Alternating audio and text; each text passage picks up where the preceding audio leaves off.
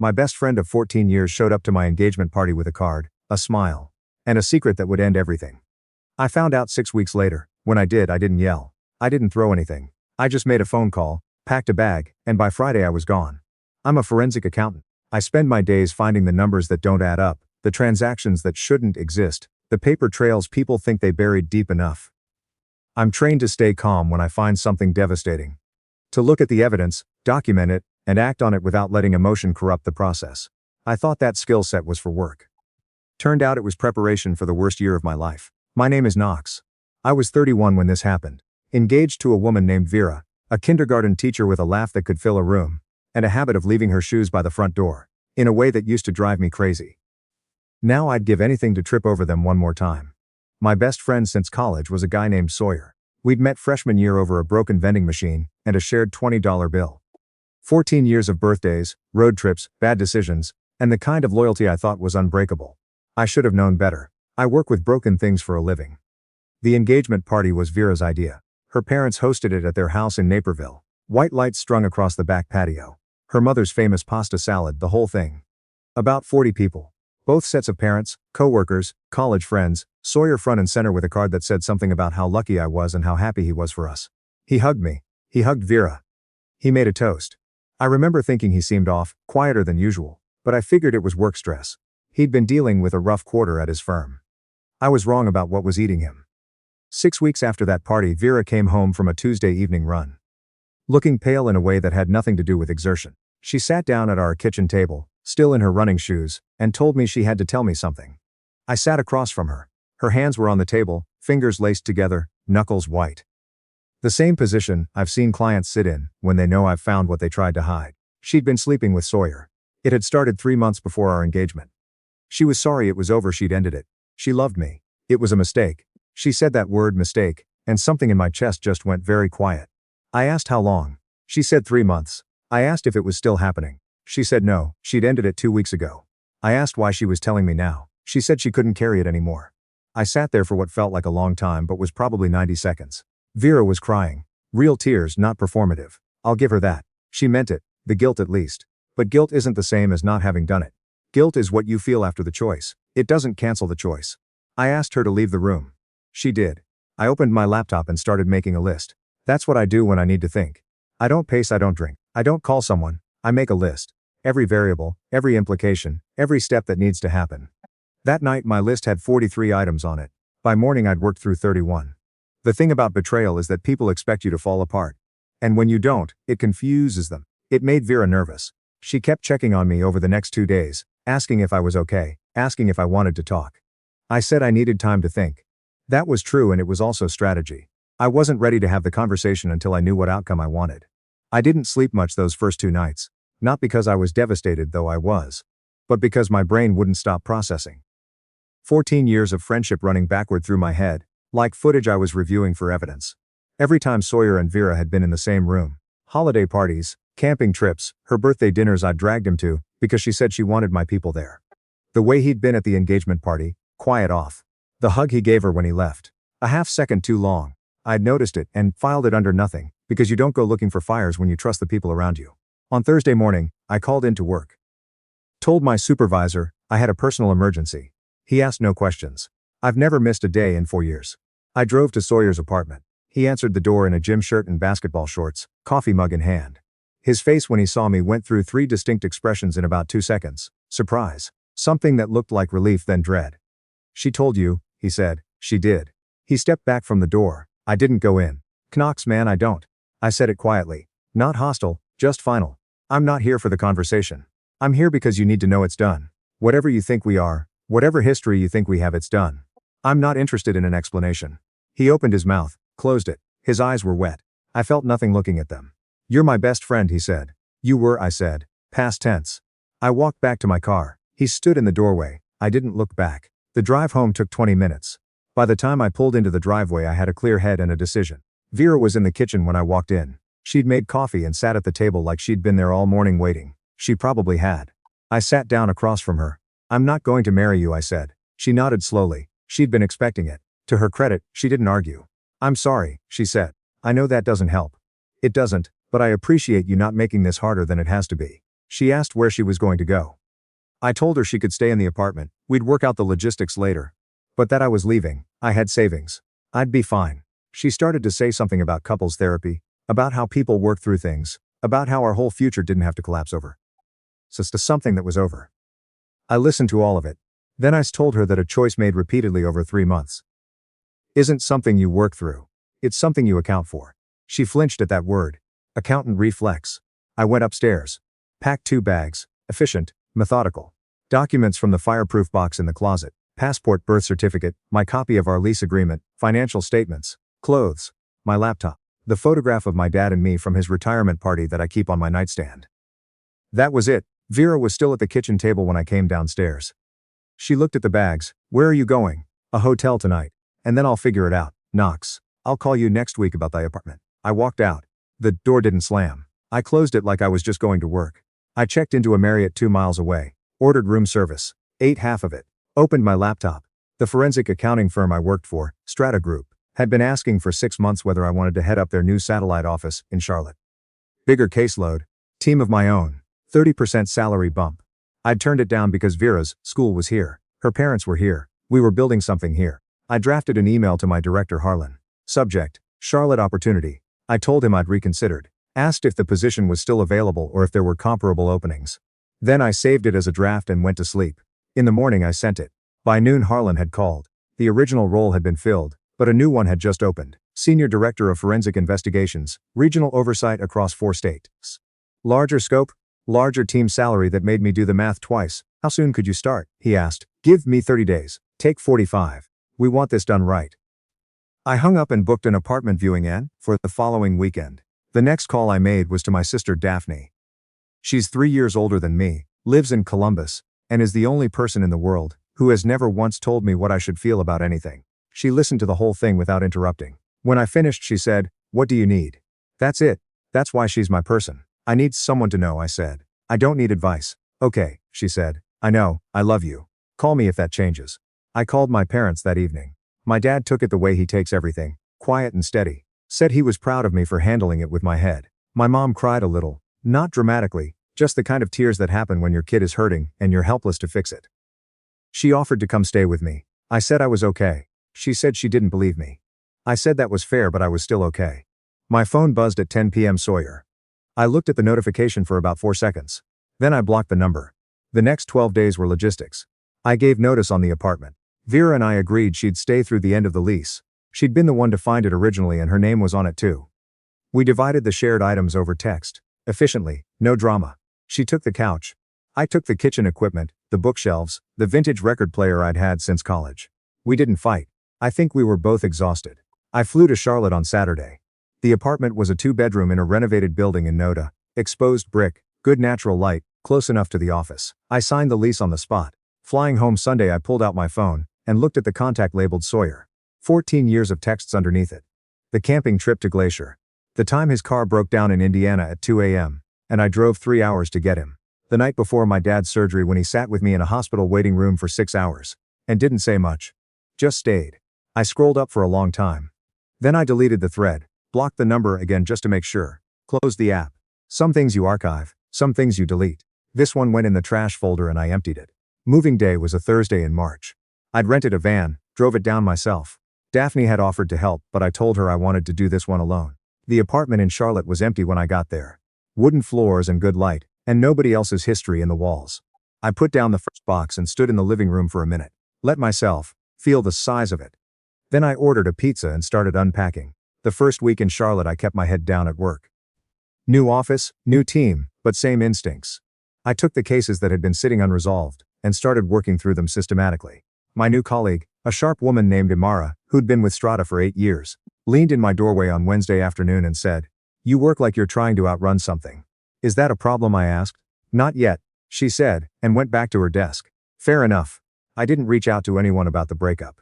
A few of our mutual friends texted me asking where I'd gone. What happened? Were Vera and I still together? I responded to most of them with some version of, "Things didn't work out, I'm good, I moved." A couple of them pushed for more. I gave them less. Sawyer had apparently told people his version. I know this because one of our college friends, a guy named Porter, texted me in April, saying Sawyer wanted to make things right, and was I open to a conversation. I thought about that for about 30 seconds. Then I texted back, no, and please don't relay messages for him. Porter didn't text again. Some people are born mediators. I'm not looking for mediation, I'm looking for peace. The Charlotte caseload was substantial. Healthcare fraud, insurance manipulation, a real estate embezzlement case that had been festering for 2 years. Before anyone noticed the discrepancy. I noticed it in a week. My director sat in on the debrief, and after the attorneys left she said, I don't know why you waited this long to take the position. Neither do I almost said. But I knew exactly why, and it wasn't worth explaining. My apartment slowly became mine. I built the bookshelves the second weekend, picked up a kitchen table from a local furniture maker in Noda, solid maple. Something that felt like it would last. Put the photograph of my dad on the nightstand in the new bedroom. Hung exactly 4 things on the walls. A topographic map of Montana, a print from the Amon Carter in Fort Worth, a framed photograph of Daphne and me from a hiking trip 4 years ago, and a whiteboard. The whiteboard was for work, but I liked the way it made the room feel like somewhere things got done. Daphne came to visit in April. She took one look at the apartment and said, "It looks like you." Good or bad? Good. It looks intentional. We cooked dinner together on Saturday. Nothing fancy, pasta and garlic bread. Ate on the kitchen floor because I hadn't gotten around to buying chairs yet. She caught me up on Columbus. I caught her up on the cases I could talk about without violating NDAs. We didn't talk about Vera or Sawyer once. When she left Sunday morning, she hugged me for a long time. "You're going to be okay," she said. I know you know. I'm saying it anyway. My dad called in May. Not for any particular reason, he said. Just checking in. We talked for 40 minutes about baseball and his garden, and the house project he'd been putting off for 3 years. At the end he said, quietly, "I'm proud of you, son, for how you handled all of it." I didn't say much. It's hard to respond to that without your voice doing something embarrassing. The Vera situation resolved itself through lawyers more than conversation. We weren't married, so there was no divorce, but we had shared accounts, shared lease, some shared investments. Everything was divided cleanly. She got the joint savings minus what I'd already separated out. I got the investment account. We signed the final paperwork in early April. Her attorney sent it over. I signed it at my desk during a lunch break. Clean break doesn't mean painless, it means clear. Around the same time I got an email from an address I didn't recognize. Subject line, "Please read this." I opened it before I registered who it was from. Sawyer's personal email, not the one I'd blocked. It was long. He was sorry. He'd made a mistake, he said. He'd been developing feelings for Vera for over a year before anything happened. And he knew that was worse, not better. He missed me. Our friendship was the most important one of his life. He wasn't asking me to forgive what he did. Just to understand that he was genuinely destroyed by losing me. I read it twice. Then I typed one line back. What you had with Vera wasn't a mistake. A mistake is a wrong turn. What you did was a series of deliberate decisions made over months. Name it correctly and own it fully. That's the only thing I'll ever ask of you. I hit send. Blocked that email address too. And that was the end of it. I went to the gym that evening, made dinner, watched the Cubs game, went to sleep. There's a version of this story where I spiral. Where I spend months replaying every conversation. Interrogating every memory for signs I missed. Where I let the anger or the grief run the show for a while. I understand why people do that. Grief wants something to do. But I'd already done the accounting. I'd looked at every line item. The relationship with Vera, real, good for a long time, ended by her choices. Not salvageable on terms I could live with. The friendship with Sawyer, 14 years, genuine on both ends until it wasn't. Irrecoverable, because the foundation required trust, and the trust was gone. The life in Naperville, good job, comfortable apartment, people I liked, all of it contingent on things that no longer existed. The numbers didn't add up, so I closed the books on it. Summer in Charlotte was hot in the way that Midwestern summers never quite are. Thick and humid and present. I ran the Greenway trails early in the morning before work. Found a coffee place 2 blocks from the office that made a cortado the way I like it. Joined a recreational soccer league in July, mostly because Amara's husband was a player short and she'd asked twice. I was bad at soccer, genuinely embarrassingly bad. But I was consistent, and I worked hard, and by the end of the summer I was only slightly less bad, which felt like growth. After our last game in September, the team went to a bar nearby.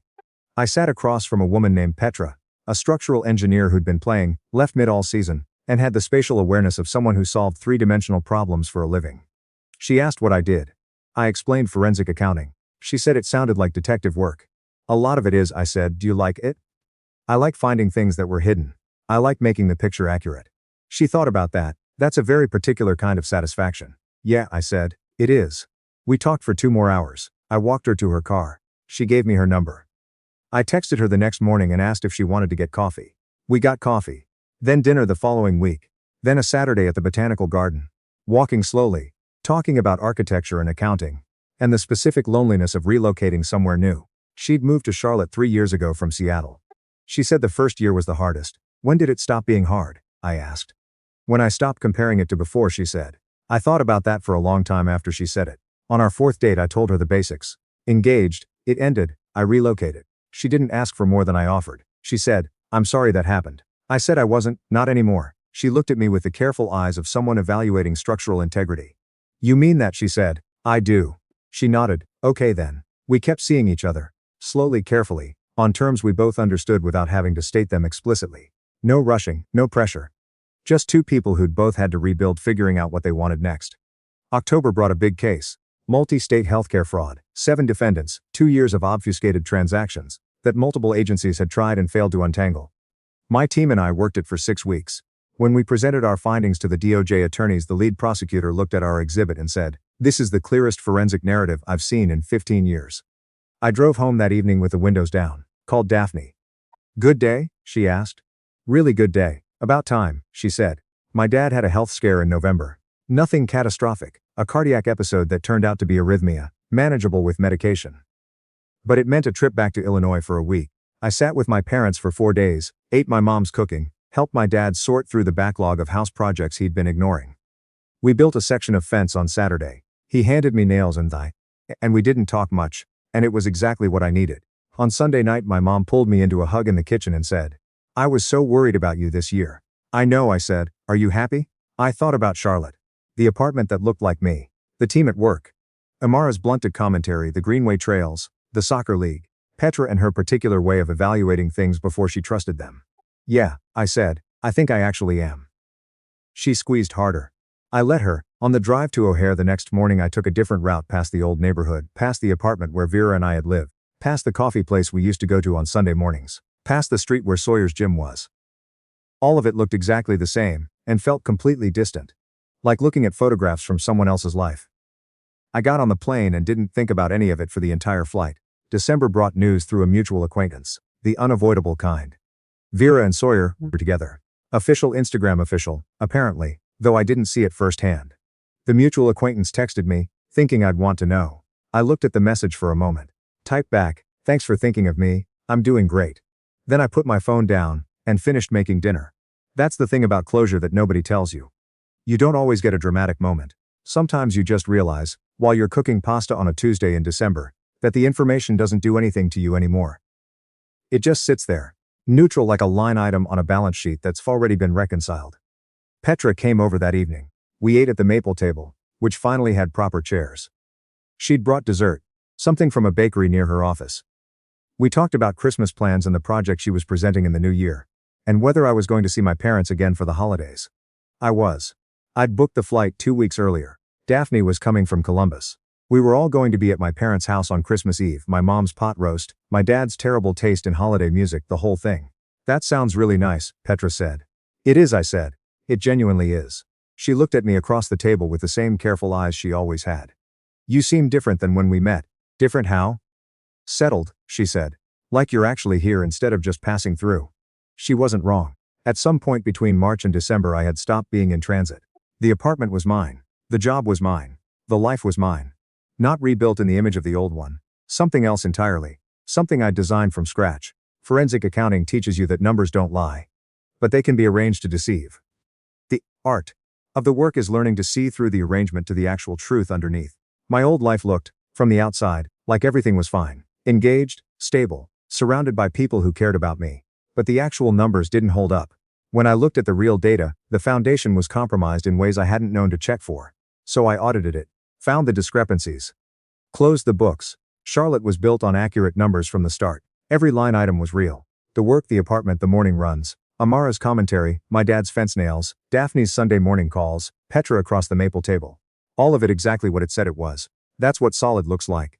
Not dramatic, not loud. Just accurate and load-bearing, and yours. Christmas Eve I sat at my parents' kitchen table, the one I'd eaten at my whole life, and watched my mom and Daphne argue cheerfully about the right way to make gravy.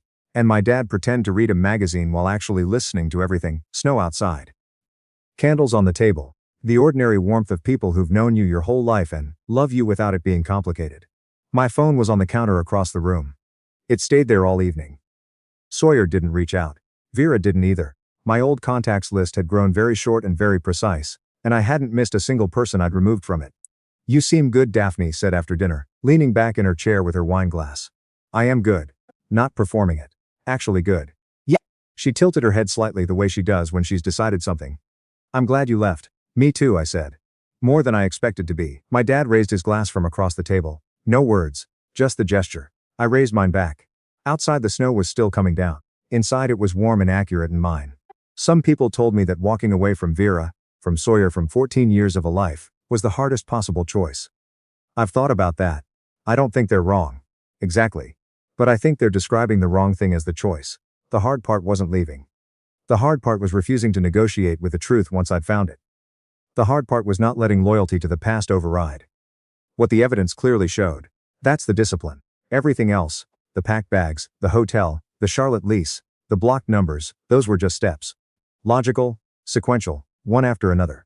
You don't need to forgive a fraudulent number for it to stop affecting your books. You just need to remove it and start fresh with accurate data. I drove back to Charlotte on the 26th. The apartment was quiet when I walked in. Good quiet, the kind that belongs to you.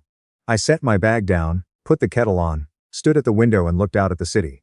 300 miles from everything that used to be my life. Not running anymore. Just somewhere better. Building something that held what I put in it. The kettle clicked off. I poured the water, let the quiet sit around me. Like it was exactly where it was supposed to be. I had work in the morning and a whole year ahead of me. And for the first time in as long as I could remember. Neither of those things felt like weight. They felt like mine.